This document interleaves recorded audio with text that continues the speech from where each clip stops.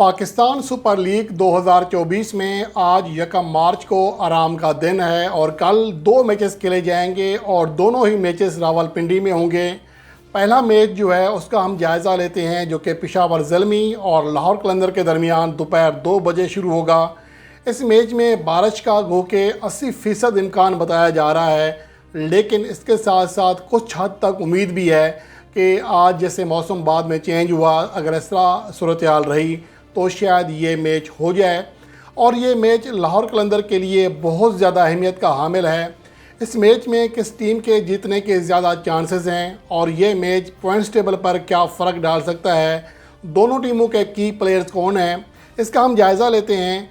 और ये मैच अगर देखा जाए तो लाहौर कलंदर के लिए बका की जंग है, क्योंकि उसे ना सिर्फ अपनी कारकर्दगी बेहतर करनी है बल्कि तमाम मैचेस जीतने हैं, बल्कि इसके साथ साथ कुछ टीमों की शिकस्त की दुआ भी करनी है। सेम वही सूरत हाल है जो कि अमूमन बड़े इवेंट्स में पाकिस्तान टीम के साथ होती है। लाहौर कलंदर भी मौजूदा वक्त में ऐसी ही सूरत हाल से दो चार है।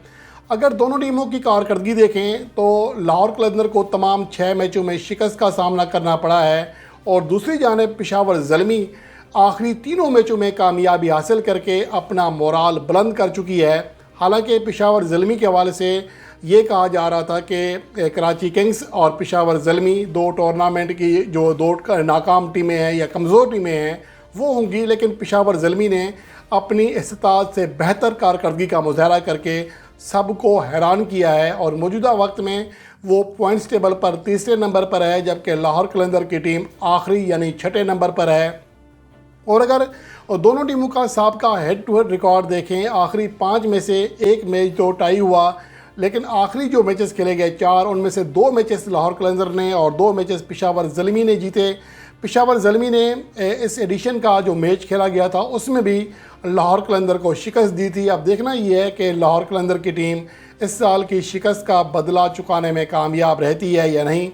और अगर दोनों टीमों की कारकर्दगी देख लें, ख़ास तौर पर बैटिंग के हवाले से देख लें, तो दोनों ही टीमें अपने सिर्फ 2 इनफॉर्म जो बैटर हैं उनके ऊपर इन्हिसार कर रही हैं। बाबर आजम जो कि ना सिर्फ पेशावर ज़ल्मी बल्कि PSL 2024 के अब तक के टॉप स्कोरर हैं, वो 330 रन कर चुके हैं और सैम अयूब 175 रन कर चुके हैं और अब किसी हद तक रोमन पावल ने भी हिस्सा डाला है। तो ओवरऑल बाबर आजम और सैम अयूब ये पेशावर ज़ल्मी की बैटिंग लाइन के की प्लेयर हैं, इनके ऊपर इन्हिसार कर रहे हैं। आसिफ अली या मोहम्मद हारिस, हसीबुल्ला, पाल वाल्टर ये अभी तक वैसी परफॉर्मेंस नहीं दे सके जैसा जो उनसे उम्मीद की गई थी या जिस बुनियाद पर उन्हें टीम में सिलेक्ट किया गया था। लगता है ऐसा है कि अगर आसिफ अली की कारकर्दगी ऐसे ही रही तो शायद ये उनका आखिरी PSL सीज़न होगा, जिन्हें इस्लामाबाद यूनाइटेड ने इस बार कंटिन्यू नहीं किया था, उन्हें रिटेन नहीं किया था। तो अब उन्हें पिक तो किया गया पेशावर ज़ल्मी में, लेकिन उनकी परफॉर्मेंस वैसी ही रही जैसा कि तवक्को की जा रही थी, यानी ख़राब परफॉर्मेंस रही। और उसके अलावा अगर लाहौर कलंदर की बात करें, वो भी अपने 2 बैटर्स पर इन्हिसार कर रहे हैं। रसीवन रडोसन जो कि बाबर आजम के बाद दूसरे टॉप स्कोरर हैं, और उसके अलावा साहबजादा फरहान जो कि 239 रन कर चुके हैं। और यहाँ हैरानकुन बात है कि लाहौर कलंदर का कोई भी तीसरा बैट्समैन अब तक मजमूई मैचेस में 100 रन का जो स्कोर है वो भी हासिल नहीं कर सका। और तीसरे नंबर पर जो खिलाड़ी हैं वो फ़खर ज़मान हैं, जो कि 6 मैचेस में सिर्फ 93 रन कर सके हैं, जो कि इंतहाई ज़्यादा मायूस कुन कारकर्दगी है। तो ये सूरत हाल है लाहौर कलंदर की। अब देखना यह है कि फ़खर ज़मान एंड टाइम पर परफॉर्म करने में कामयाब रहते हैं या उनकी ख़राब कारकर्दगी का सिलसिला जारी रहता है।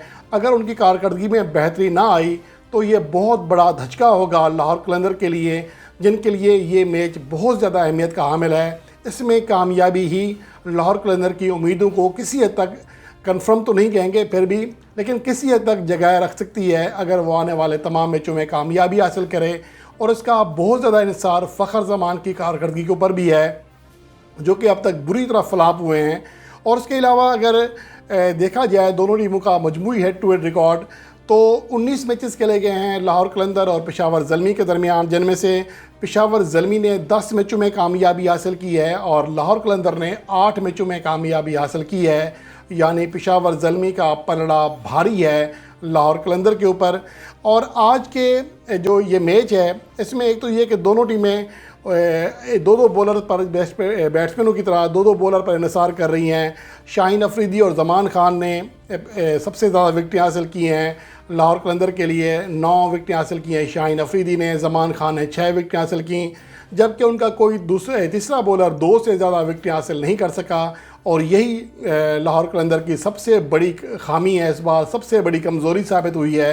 राशिद खान की गैर मौजूदगी उन्हें बहुत बड़ा नुकसान दे रही है, जबकि बाद में आउट ऑफ फॉर्म थे, लेकिन हारिस रऊफ़ का बहरहाल किरदार हो सकता था, वो भी बाहर हो गए। और अगर पेशावर ज़ल्मी की बात करें तो आरिफ याकूब उनकी जानिब से सबसे ज़्यादा 8 विकेटें हासिल कर चुके हैं, जबकि 7 विकेटें हासिल की हैं लियोक वुड ने और सलमान इरशाद ने। लाहौर कलंदर का जो बॉलिंग यूनिट है वो खासा बेहतर है, लेकिन अब तक की अगर कारकर्दगी देखें तो पेशावर ज़ल्मी का बॉलिंग यूनिट, जिसे कमज़ोर कहा जाता है, उसने लाहौर कलंदर से भी बेहतर परफॉर्मेंस दी है। तो यही वजह है कि कल के मैच के लिए अगर बात करें तो मेरे ख्याल में पेशावर ज़ल्मी 70% कामयाबी का इम्कान है और 30% कामयाबी का इम्कान है लाहौर कलंदर को। यानी कल के मैच की जो प्रेडिक्शन है उसके मुताबिक मैं लाहौर कलंदर को फेवरेट करार नहीं दे रहा, बल्कि पेशावर ज़ल्मी 70% के साथ कल के मैच के लिए फेवरेट है। और कल का मैच अगर देखा जाए तो पॉइंट्स टेबल पर कोई बहुत बड़ा फ़र्क नहीं डालेगा। अगर पेशावर ज़ल्मी ने 50 से 60 रन के मार्जिन से कामयाबी हासिल की तो शायद वो कोयटा ग्लेडिएटर से दूसरी पोजीशन छीनने की पोजीशन में होगी, वरना वो कामयाबी हासिल करके भी उनके पॉइंट कोयटा के बराबर ज़रूर हो जाएंगे, 8 हो जाएंगे, लेकिन इसके बावजूद वो तीसरे नंबर पर ही रहेगी। दूसरी जानिब अगर लाहौर कलंदर इस मैच में कामयाबी हासिल भी कर ले तब भी उसकी आखिरी पोजीशन पर कोई फ़र्क नहीं पड़ेगा। ये सूरत हाल है कल के मैच के हवाले से। और दूसरा मैच जो कि शाम 7 बजे खेला जाएगा उसके हवाले से पर रिव्यू बाद में आपके लिए पेश किया जाएगा।